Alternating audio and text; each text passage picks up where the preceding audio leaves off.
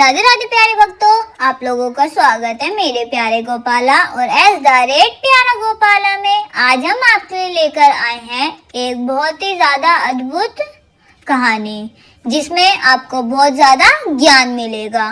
उस कहानी का जो शीर्षक है वो कुछ इस प्रकार का है कि शिव जी के सर पर कैसे विराजमान हुए चंद्र देवता। तो इस वीडियो में हम आपको ये कहानी जो है वो अच्छे से सुनाएंगे। तो हम आशा करते हैं आपको हमारी जो ये कहानी है वो अच्छी लगे। तो एक बार की बात है, नंदी जी शिव भगवान जी के पास आकर बहुत ही प्रेम लोक से बोले, प्रभु ब्रह्मलोक में समाचार आया है कि चंद्र देवता पर गंभीर श्राप लग गया है। वे आपका आशीर्वाद चाहते हैं। तो चंद्र देवता पर श्राप कैसे लगा?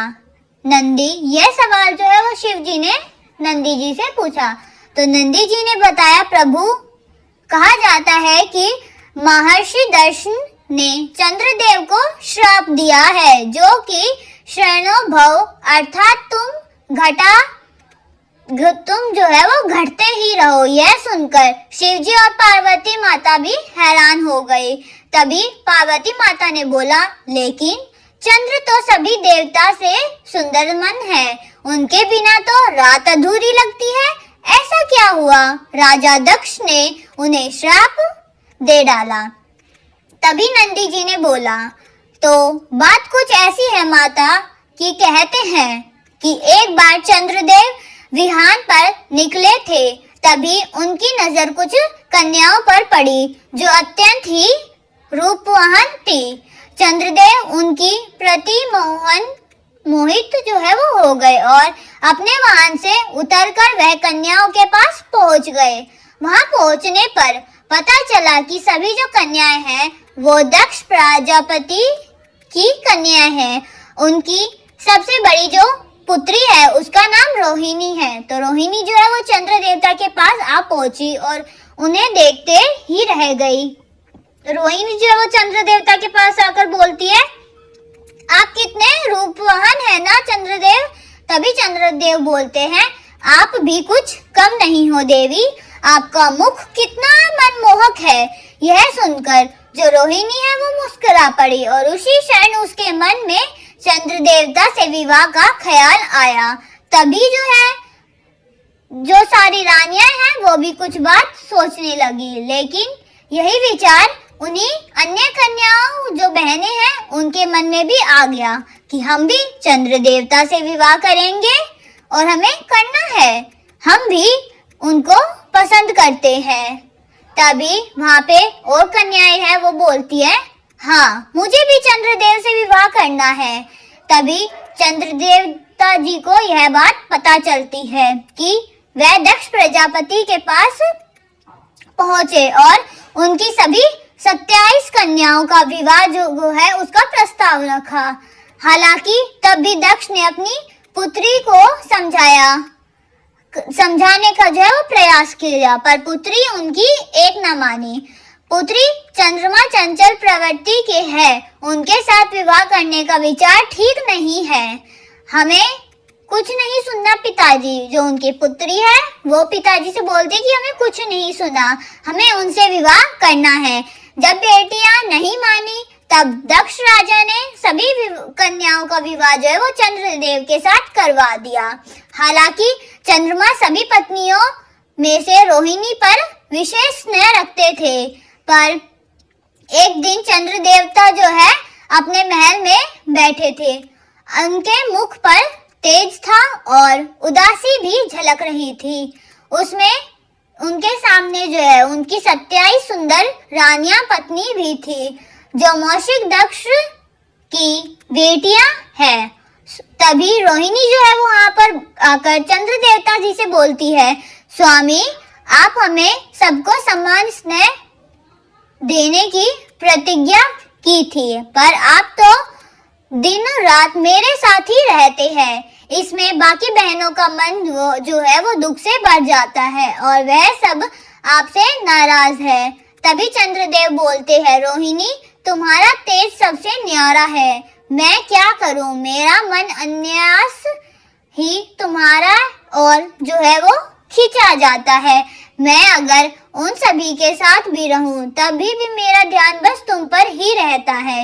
यह सुनकर जो बाकी रानियां हैं वो क्रोधित हो गई और बस तभी से अब यह अन्याय जो है कन्याओं ने बोला, जो उनकी पत्नियां थी 27, उन्होंने बोला कि हम जो है यह अन्याय नहीं सहेंगे, हम अपने पिताजी दक्ष के पास जा रहे हैं। और फिर सभी रानियां क्रोधित होकर वहां से चल दी। कुछ देर में वह सभी दक्ष के यमशाला में पहुंच गई, जहाँ पे जो है महर्षि दक्ष जो है वो वेद पाठ कर रहे थे। तभी उनकी बेटियां रोती रोती वहां पहुंची और उन्होंने बोला, पिताजी चंद्रदेव हमारे प्रति न्याय नहीं करते हैं, वह केवल रोहिणी से प्रेम करते हैं और हम सब उपरिषित रहते हैं।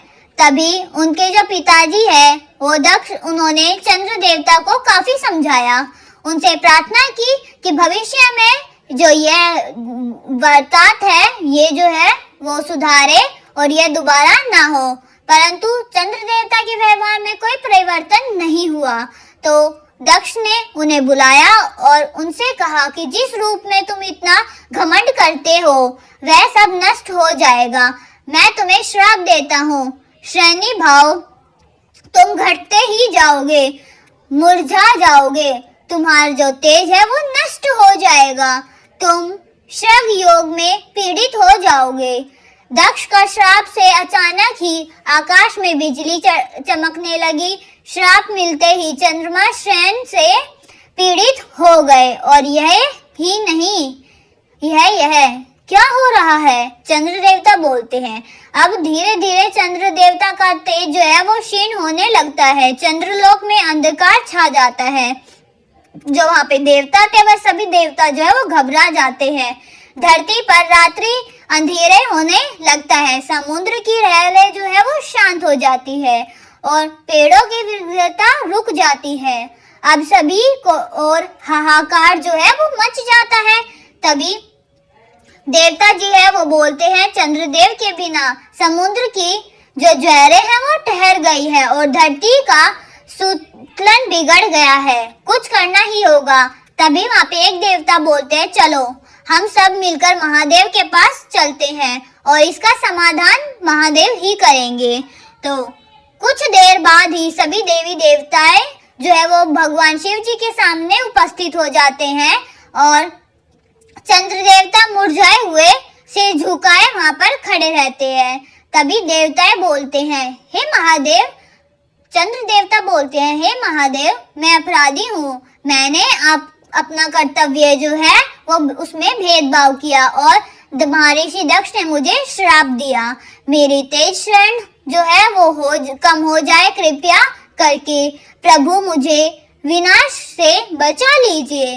तभी भगवान शिव जी बोलते हैं, चंद्र तुम्हें पक्षपात किया है, यह तुम्हारी भूल है। अगर तुमने अभी अनगिनना के साथ अग्नि के समक्ष फेरे लिए हैं तो तुम्हें उनका सम्मान प्रिय जो है वो वचन जो दिया हुआ था वो पूरा करना ही होगा, लेकिन अब तुम वचन भूल रहे हो। तब चंद्र देवता बोलते हैं, हमें श्राप करे, क्षमा करे प्रभु जी है, प्रभु जी, और आप हमें बचा लीजिए। तभी माता पार्वती उनसे बोलती है, स्वामी इनकी भूल बाल शुभम थी, इन पर कृपा करें। तभी महादेव जी बोलते हैं, ठीक है, दक्ष का श्राप जो है वो व्यर्थ नहीं जाएगा, पर मैं उसे संतुलित कर दूंगा। चंद्रदेव तुम्हारी विनाश शत्रुत्व में तुल्यन के विरुद्ध होगी, मैं तुम्हें नष्ट नहीं होने दूंगा। चंद्र अब पूर्ण रूप क्षण नहीं होगा, वह प्रत्येक 15 दिन घटते और फिर 15 दिन बढ़ते रहेंगे। इस प्रकार अमावस्या से पूर्णिमा और पूर्णिमा से अमावस्या तक यह जो कर्म है वो चलेगा। यह सुनकर सभी देवताएं और चंद्रदेव जो है वो प्रसन्न हो जाते हैं और चंद्र देवता बोलते हैं, प्रभु आपने मुझे नया जीवन दिया है, मैं आपका सदा स्नेह रहूंगा। चंद्र तभी माता पार्वती और भोले बाबा बोलते हैं, चंद्र तुम्हें स्मरण रहेगा कि तेज और शुद्धता पर गर्व विनाश जी जो है वो पढ़ाता रहता है। अब तुम मेरे मस्तक पर शोभित रहोगे और ताकि तुम्हें रोज सदैव निरंतर रहेगा और संतुष्ट में तुलंदन बना रहेगा। तभी वहां पर नंदी जी आती है और वो बोलती है, हर हर महादेव। प्रभु के सिर पर अब शीतलता का प्रतीक चंद्रमा शोभित है।